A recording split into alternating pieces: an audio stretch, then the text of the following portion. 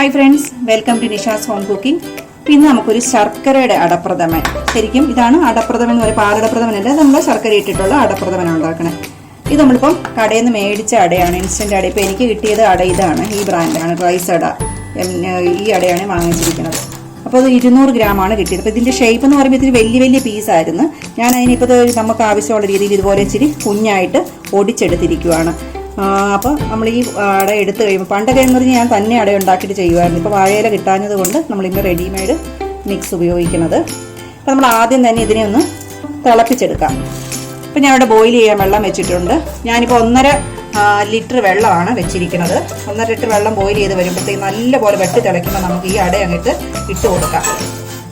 അപ്പോൾ അതൊക്കെ തിളയ്ക്കാൻ തുടങ്ങിയിട്ടുണ്ട്. നമുക്കിതിനെ അങ്ങോട്ട് ഇതിനകത്തിട്ടിടാം. ഇനി നമുക്ക് ഈ അട നല്ല സോഫ്റ്റായിട്ട് വരണത് വരെ വേണം നമുക്കിതിനെ വെക്കാനായിട്ട്. അപ്പോൾ ഞാനിപ്പോൾ എന്താ ചെയ്യുന്നത് വെച്ചാൽ, നല്ലപോലെ ഒരിച്ചിരി 5 മിനിറ്റ് വെച്ച് തിളച്ച് കഴിയുമ്പോൾ ഇതിനെ ഓഫ് ചെയ്ത് വെക്കും.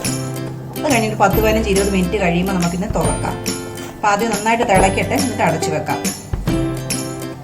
ഇതായി വരുന്ന സമയത്ത് നമുക്ക് ശർക്കര ഉരുക്കാം. ഇനിയിപ്പോൾ ശർക്കര 200 ഗ്രാം ആയതുകൊണ്ട് 400 ഗ്രാം ശർക്കര. ഇതെനിക്ക് പൊടിയാണ്, ശർക്കരയുടെ പൊടി. അപ്പം ഞാനിത് ഓർഗാനിക് ശർക്കരയാണ് വാങ്ങിച്ചിരിക്കുന്നത്. നല്ല പൗഡറായിട്ടാണ് കിട്ടുന്നത്. അപ്പം നിങ്ങൾക്ക് നോർമലി കിട്ടുന്ന ശർക്കര ഏതാണെന്ന് വെച്ചാൽ കഴിഞ്ഞാൽ അത് എടുക്കുക. അപ്പം ഞാൻ ഇതിനകത്ത് കുറച്ച് വെള്ളം ഒഴിക്കുന്നുള്ളൂ. 1 കപ്പ് വെള്ളം ഒഴിച്ചിട്ട് ഇനി നമ്മൾ ശർക്കര ഉരുക്കാൻ വെക്കുകയാണ്. 1 കപ്പ് വെള്ളം ഇതിനകത്തോട്ട് ചേർക്കുന്നുള്ളൂ. ഇപ്പോൾ വെള്ളം തിളച്ചിട്ടുണ്ട്. നമുക്കിതിനെ തീ ഓഫ് ചെയ്തിട്ട് അടച്ചു വെക്കാം. അപ്പോൾ ഇനി നമുക്ക് തേങ്ങയായിട്ട് 2 തേങ്ങയാണ് ഇപ്പോൾ ചിരണ്ടി വെച്ചിരിക്കുന്നത്. ഞാൻ കപ്പി മെഷർ ചെയ്തപ്പോഴത്തേക്ക് എനിക്ക് 5 കപ്പ് തേങ്ങ കിട്ടിയിട്ടുണ്ട്. ഞാൻ ഇനി ഇതിനെ തേങ്ങാപ്പാൽ പിഴിയാൻ പോവുകയാണ്. എനിക്ക് ഒന്നിച്ച് മിക്സിയിൽ ഇടാൻ പറ്റൂല, അതുകൊണ്ട് 2ആയിട്ട് ഇടാൻ പോവുക. നമുക്കിതിനകത്ത് ഏറ്റവും കുറച്ച് പാലെടുത്താൽ മതി. ഞാനൊരു 1/2 കപ്പ് നോക്കും. 1/2 കപ്പിൽ മിക്സി അരയുവാണെങ്കിൽ അങ്ങനെ ഇടും. എന്നിട്ട് ബാക്കി അപ്പോൾ 1 കപ്പ് വെള്ളത്തിലാണ് ഇപ്പോൾ തലപ്പാലെടുത്ത് വെക്കാൻ പോണത്. ഞാൻ പകുതി തേങ്ങ ഇങ്ങോട്ട് എടുത്തിട്ടുണ്ട്. എന്നിട്ട് 1/2 കപ്പ് വെള്ളവും ഒഴിച്ച്, ചൂടുവെള്ളം, ഹോട്ട് വാട്ടറാണ് ഉപയോഗിക്കുന്നത്. കാരണം നമുക്ക് തേങ്ങയുടെ പാല് നന്നായിട്ട് ഇങ്ങനെ പോകുന്നുള്ളൂ. അപ്പോൾ ഇങ്ങനെ നമുക്ക് പാലെല്ലാം പിഴിഞ്ഞെടുക്കാം. ഇപ്പോൾ നമ്മുടെ അട ഉണ്ടോ, വെള്ളത്തിലിട്ട് നമ്മളത് തിളച്ച വെള്ളത്തിൽ ഇങ്ങനെ കുതിർത്ത് വെച്ച് വന്ന് കഴിയുമ്പോഴത്തേക്ക് അട എല്ലാം നല്ല സോഫ്റ്റ് ആയിട്ട് വന്നിട്ടുണ്ട്. ഇനി നമ്മൾ ഇതിൽ കണ്ട ഒരു സ്റ്റാർച്ച് ഉണ്ട്, നമുക്കത് കഴുകി കളയണം.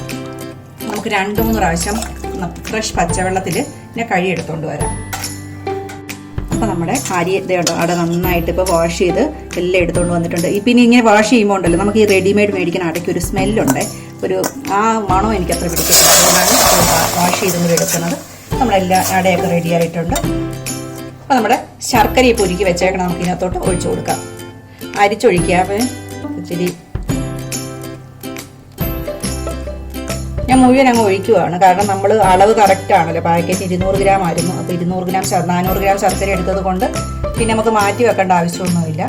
അത്രയും മധുരം വേണ്ടി വരും. ഇനി നമുക്കിത് എല്ലാ പായസത്തിനും പറയുന്ന പോലെ വരട്ടലാണ്. ശർക്കരയ്ക്കകത്തിട്ടുള്ള വരട്ടിയെടുത്ത് ഈ ശർക്കരയുടെ പാനി മൊത്തം വരട്ടെ. അത് കഴിയുമ്പോഴത്തേക്കും നമ്മുടെ അടയും ശർക്കരയും കൂടി നല്ല യോജിച്ച് നല്ല സൂപ്പർ ടേസ്റ്റായിട്ട് കയറി വരും. എനിക്കെന്തോ ഈ സമയത്ത് ഇങ്ങനെ ഇച്ചിരി നെയ്യിട്ട് കൊടുത്ത് ഉള്ളൊരു ശീലമാണ്. അപ്പോൾ അതുകൊണ്ടാണ് ഞാനിത് ഉപയോഗിക്കുന്നത്. നിങ്ങൾക്ക് താല്പര്യം ഇല്ലെങ്കിൽ അത് ചെയ്യേണ്ട. കാരണം എനിക്ക് ആ നെയ്യും കൂടി പിടിച്ച ശർക്കരയും കൂടി വരുന്ന ടേസ്റ്റ് നല്ലതായിട്ട് തോന്നിയിട്ടുണ്ട്. പിന്നെ ഇതിൻ്റെ കൂടെ കുറച്ച് ഏലക്കയും കൂടി ലാസ്റ്റ് നമ്മൾ ഇടാം, പക്ഷെ ഇപ്പോൾ ഒരു ശകലം.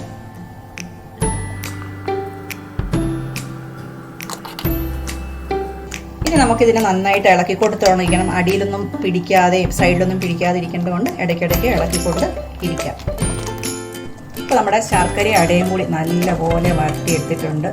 ഉണ്ടാവും, നല്ലപോലെ യോജിച്ച് വന്നിട്ടുണ്ട്. ഇനി നമുക്ക് 3-ാം പാൽ ഒഴിച്ചു കൊടുക്കാം. ഇപ്പം ഞാൻ തേങ്ങാപ്പാൽ പിഴിഞ്ഞപ്പോൾ 3-ാം പാൽ 1.5 കപ്പുണ്ട്. അതങ്ങോട്ട് ഒഴിച്ചു കൊടുക്കുവാണ്. തേങ്ങാപ്പാൽ പിഴിഞ്ഞിട്ട് അരിച്ചെടുക്കുമ്പോൾ ഉണ്ടല്ലോ 2-3 പ്രാവശ്യമായിട്ട് അരിച്ചെടുക്കണേ. ആദ്യത്തെ പ്രാവശ്യം 1 പ്രാവശ്യം കൊണ്ട് അരിച്ചാൽ അതിനൊക്കെ തരി ഉണ്ടാവും. നന്നായിട്ട് തിളയ്ക്കട്ടെ. ഇപ്പോൾ നമ്മുടെ 3-ാം പാലും ഏകദേശം പറ്റിയിട്ടുണ്ട്. നമുക്കിനി 2-ാം പാൽ ഒഴിച്ചു കൊടുക്കാം. അത് 1.5 കപ്പ് ഉണ്ടായിരുന്നു 2-ാം പാലിൻ്റെ. നല്ല കറുപ്പുള്ള നല്ല കളറ്, ബ്ലാക്ക് കളറായിരുന്നു കേട്ടോ ശർക്കരയ്ക്ക്. അതാണ് പിന്നെ ഇങ്ങനെ പായസം നല്ല കളറിലാണ് വന്നുകൊണ്ടിരിക്കുന്നത്. ശർക്കരയുടെ കളർ പോലെ ഇരിക്കും.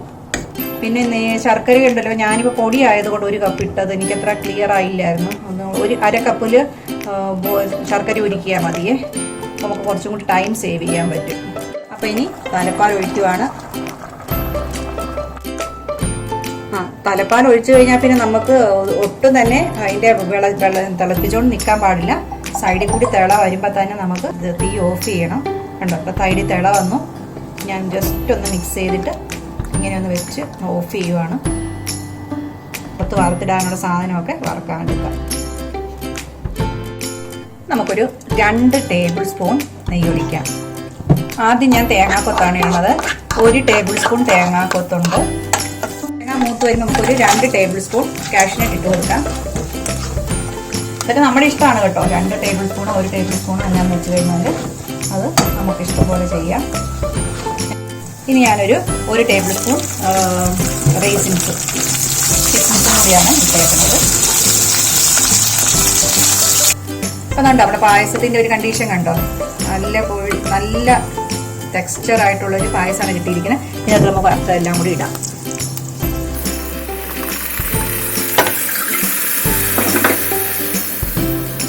അപ്പം നമ്മുടെ സൂപ്പർ ടേസ്റ്റിലായിട്ടുള്ള അടിപൊളിയായിട്ടുള്ള അടപ്രഥമനാണ് ഇപ്പോൾ റെഡി ആയിരിക്കുന്നത്. അപ്പോൾ എല്ലാ മെഷർമെൻറ്റ്സും അതുപോലെ അളവുകളൊക്കെ കറക്റ്റായിട്ട് പറഞ്ഞിട്ടുണ്ട്. നിങ്ങൾ അതുപോലെ തന്നെ ഫോളോ ചെയ്ത് ഉണ്ടാക്കുക. നല്ല അടിപൊളി ഒരു പായസം കിട്ടുന്നതായിരിക്കും. Thanks for watching. പുതിയൊരു വീഡിയോ ആയിട്ട് കാണുന്നവരെ എല്ലാവർക്കും ബൈ.